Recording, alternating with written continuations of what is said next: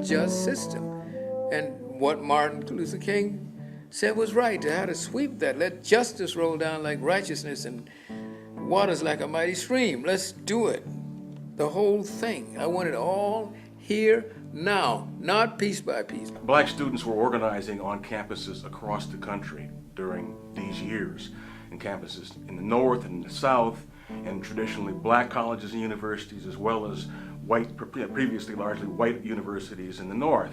And so lists of demands similar to those we presented were being presented by other black student unions on other campuses across the country. Prior to us arriving and taking action, actually taking over the building the previous year, there had been a list of demands, 7 demands that had been presented to the president and the administration. And so basically over a year's time, nothing had been done in terms of a response, at least a viable response to those demands. We had spent a lot of time discussing that because there were mixed emotions and ideas about what it was that we should in fact do if the administration did not meet the demands. And so when we went to Morrill Hall, I mean basically, you know, they didn't, and we came down and took over the building.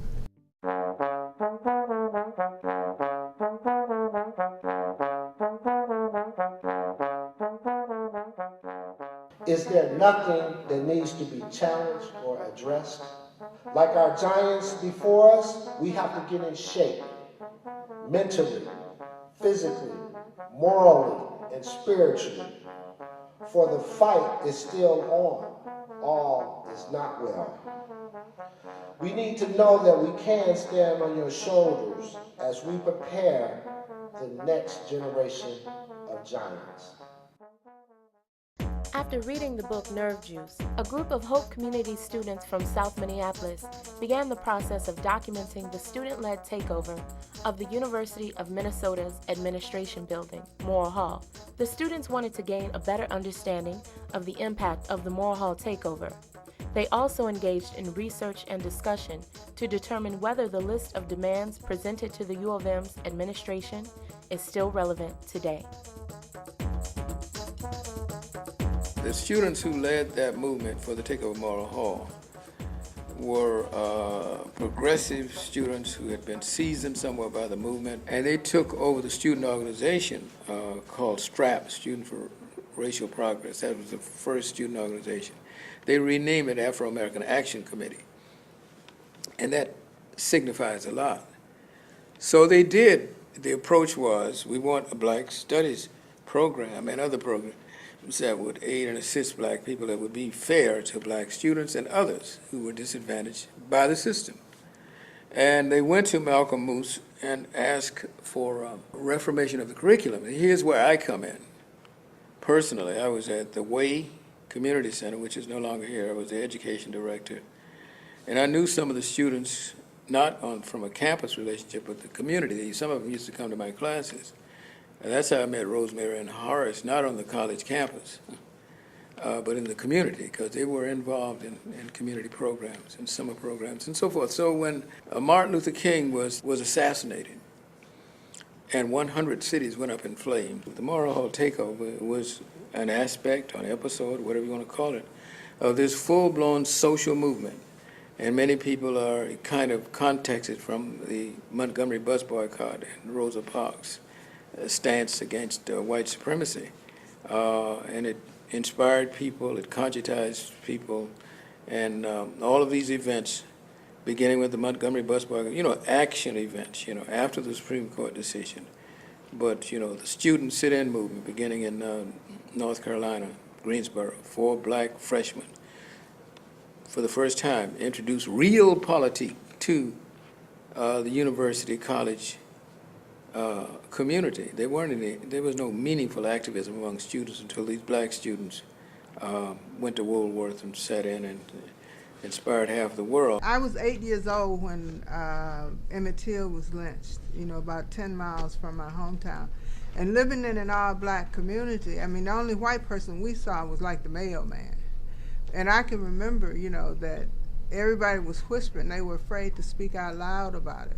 And you know, there was nobody to hear, you know, but still, that's just the type of fear that was instilled in black people in the South at that time. And so I think that was the consciousness for me. It would become more manifest by the time I was like 11th, 12th grade. I was a little older, although not much older than most of the students there, and I'd had more experience on the campus than some of the younger undergraduates.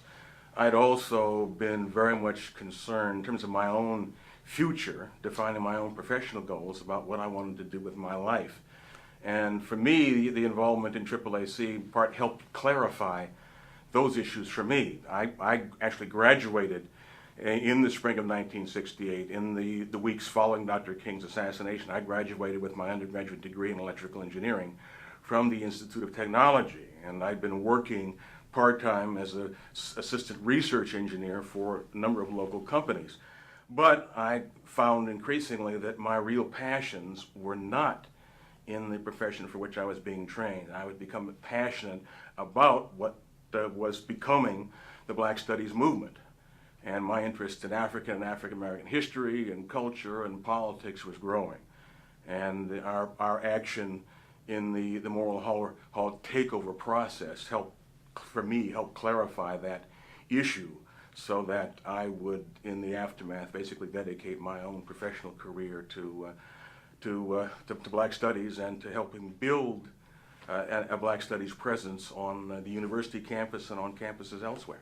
When we talk about there was 87 black students on campus, and most of them were athletes, so you had a situation where basically black students from St. Paul and Minneapolis did not attend the U, you know, because when you look at the athletes and people who were from other places, so we were demanding that high school students in the area have, you know, access to the university, and one of the ways that could be done was to provide resources to cover the costs. With regard to what was going on campus that made it so frustrating, besides the fact that there were very few black students on campus, we did not have access to things like the financial aid that we needed to make sure that we could devote our time to our studies. We were in a situation where we didn't know about financial aid, and no one would tell us about financial aid. We didn't have access to those counselors that were going to give us the benefit of their knowledge in terms of how to manipulate and wind our way through the university. Part of the frustration on the part of the athletes came in the fact that they didn't have adequate counseling that would help them move through the academic arena. What they were doing is basically taking a few courses that did not work toward their graduation. That was one. The other, they were afraid to speak out, because if they did speak out on anything, the consequences for them was to immediately lose their athletic scholarship. And most of them were on athletic scholarship. So that was a major source of frustration for the athletes as well as some of the other students on campus. When we look at the Morrill Hall incident, it comes out of student protest around, we graduated in the Black Studies movement, which began in San Francisco State in 1965.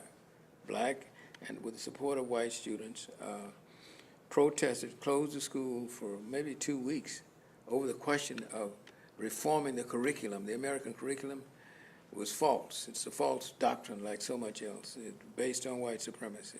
Black people are here. They were in these wars, all of them, and the Revolutionary War. You know, I say that. I'm not for the warrior class, but that's meaningful to national development.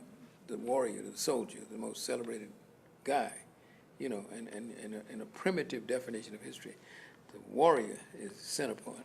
You know what I mean?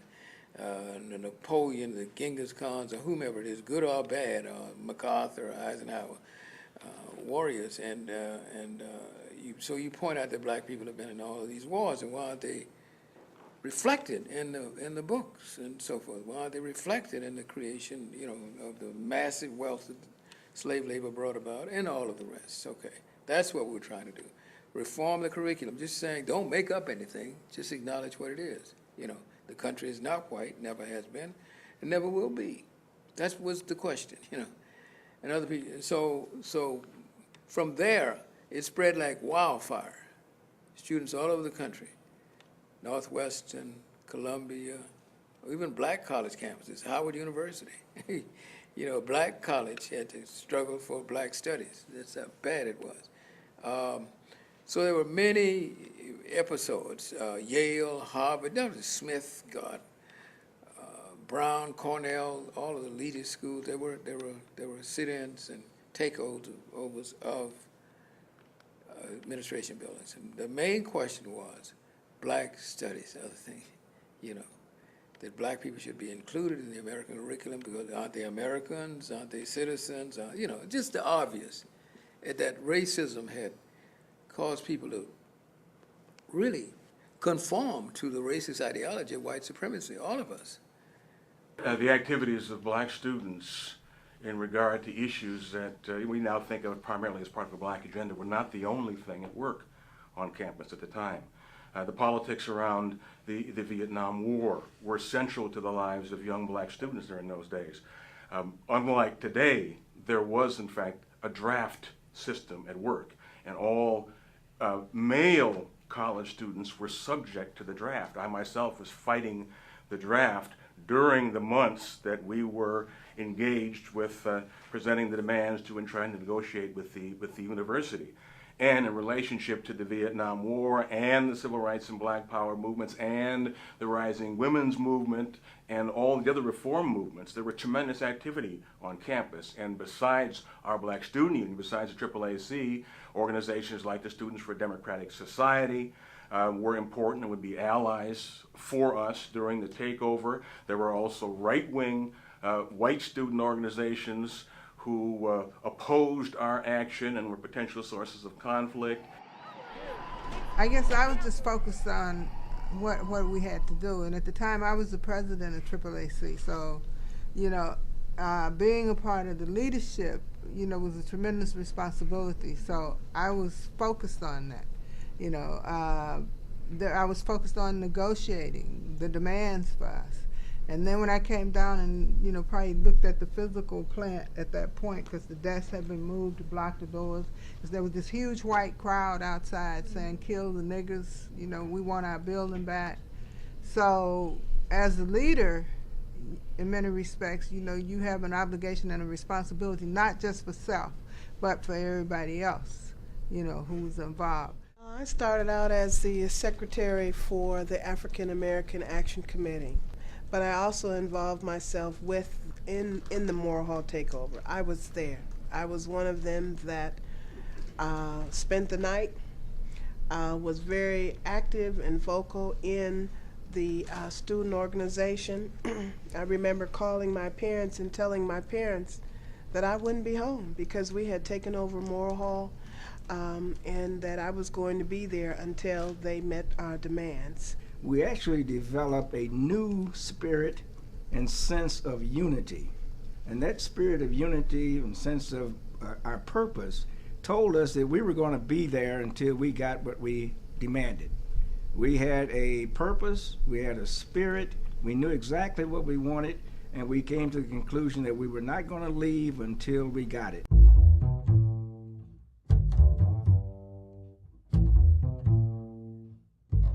So the demands that we developed and that I drafted went as follows. Number one, we want the establishment of at least 200 full scholarships made available to the graduating class of black Minnesota high school students this year. Number two, we want full consideration of the proposal to eliminate tuition for underprivileged black high school students. Number three, we want the establishment of guidance, counseling, and recruitment agencies, especially geared to the needs of black students. Number four, we want the establishment of a board to review the policies of the athletic department towards black athletes. Number five, we want serious consideration of the possibility of using Martin Luther King's name for the new West Bank Library. Number six, we want representation of black students on all major university policy determining groups. And number seven, we want the educational curriculum at the university to reflect the contributions of black people to the Commonwealth and culture of America. The story is still being articulated, But it's my understanding that there was a heavy cost, that Roseberry Freeman, Horace Huntley, and I believe Warren Tucker were the three activists arrested. Apparently, Tucker, the charges were later dropped against him, but in terms of Ms. Freeman and in terms of Dr. Huntley, they actually had to go to trial, and so the costs were heavy.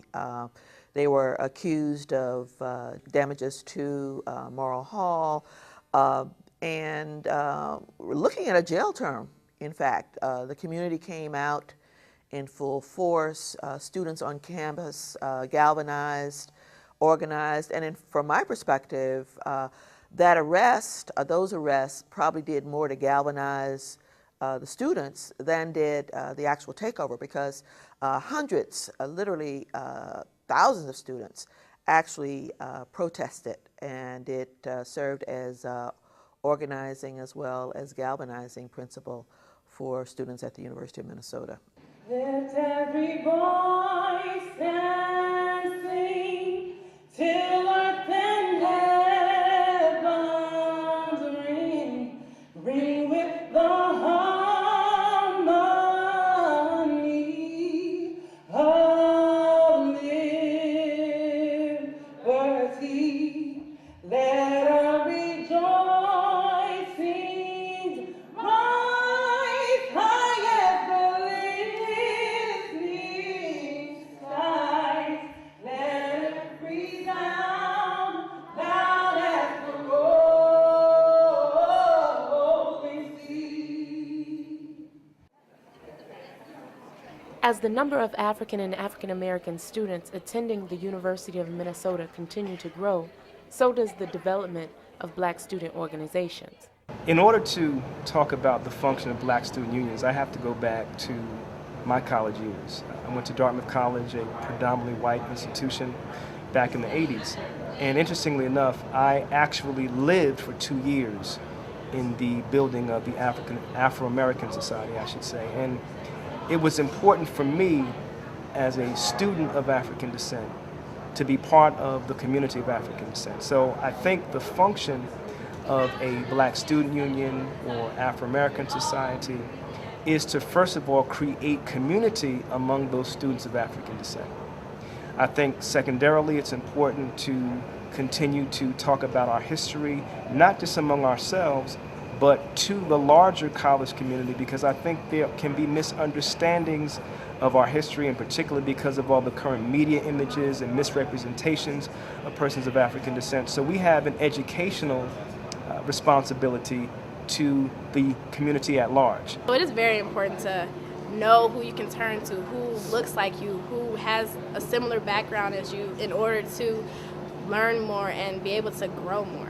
They see people who are like them and who share their ideas and their notions and maybe their background or their communities, and they see that they have so much in common, and they're like, well, you know, if my neighbor can make it and they're Black and they can be active in the student union and still go here, still get good grades, still graduate, still be, you know, active in the events going on and stuff, I think that the Black student union plays a strong part in that, and, you know, the community of it all and the fellowship and all of that. See, I decided after my last year, yesterday,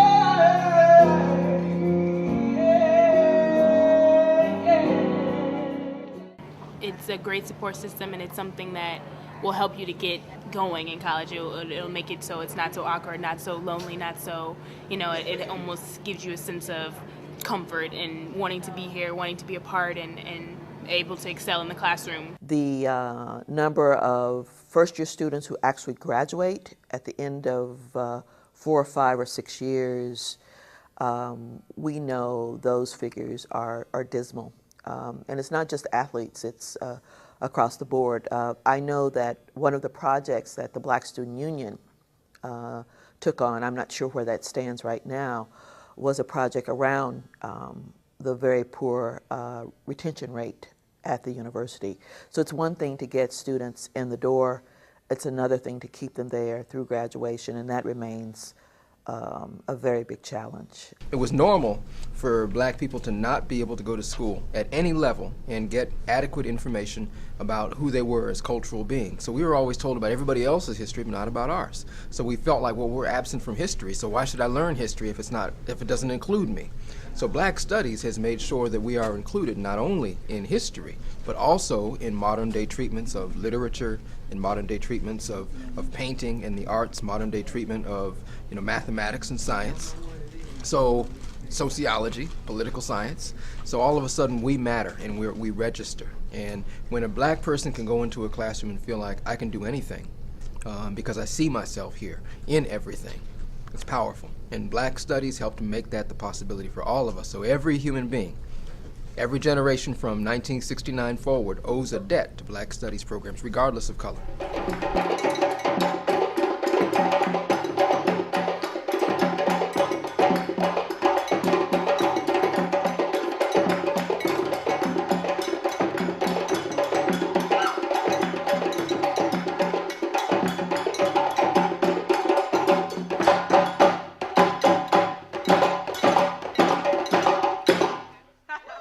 The African and African American Studies Department at the University of Minnesota annually celebrates its political genesis and legacy of academic excellence, community involvement, and cultural heritage through activities, performances, and discussion to emphasize college students' responsibility to be aware and actively engaged in the politics affecting their surrounding communities. The importance of reaching out to the community is dire.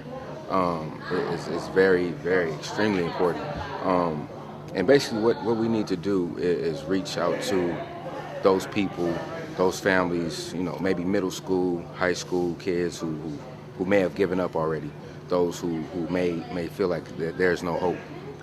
And try to reel them in and make them see that there is a benefit to enhancing and furthering your education, furthering the foundation you were built on, the foundation that your parents have maybe laid out for you. And if not, then us being those role models that they can see and they can actually say that, this actually does pay off. I'm trying to organize Black youth, trying to get, connect, sort of create a bridge between this ivory tower and our community, and not necessarily just the Black community, but all communities that have been oppressed is sort of where I'm at. So it started very young for me, and I can't imagine it'll ever stop. The murders of Yusef Hawkins and also the Howard Beach murders as well. And I remember that being the era. Oh, and also globally, the anti-apartheid movement was something that really brought about my political awareness and my desire to become a political activist as well. I was born in 1942 in the South, New Orleans, Louisiana, in the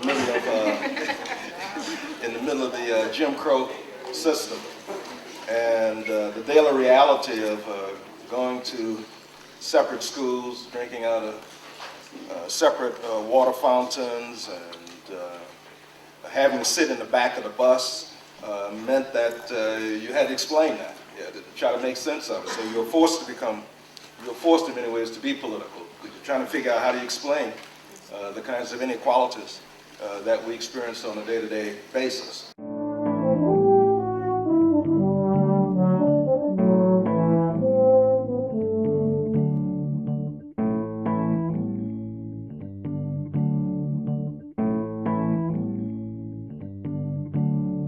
It's really humbling to see that we're facing the 40th year. Actually, it is the 40th year, and the department is still standing, and we have high hopes for the future, although, as we've talked about, the challenges are daunting around recruiting and retaining faculty of color,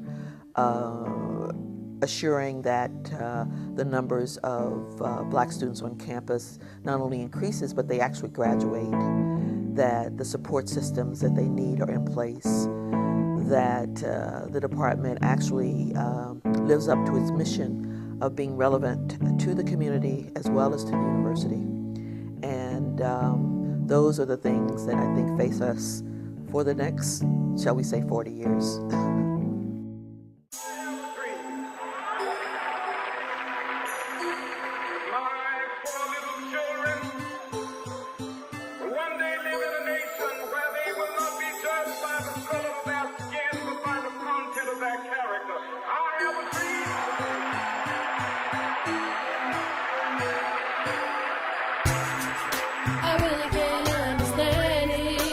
freedom we take for granted. They fought so hard and long for. Oh, I really can't understand it. This freedom we take for granted. They fought so hard and long for. Been wrong, 15, I've been grown. Sin don't, but guilty because of skin tone. Or the Haitian blood, or the way we live. Clean the water and Haiti, pray for the Haitian kids. But let the man talk, light for stand up. Make them stand off, 5 million man march, 6 plus 6%. We winning still, Democrat vote, Republicans stand immaterial. My freedom been a deal, my freedom been alive. Firearm stores and liquor promote genocide. MLK had a dream, but then he died. For my people, recession, depression been alive. But we still is here, so now I see it clear that my leaders had to die just for me.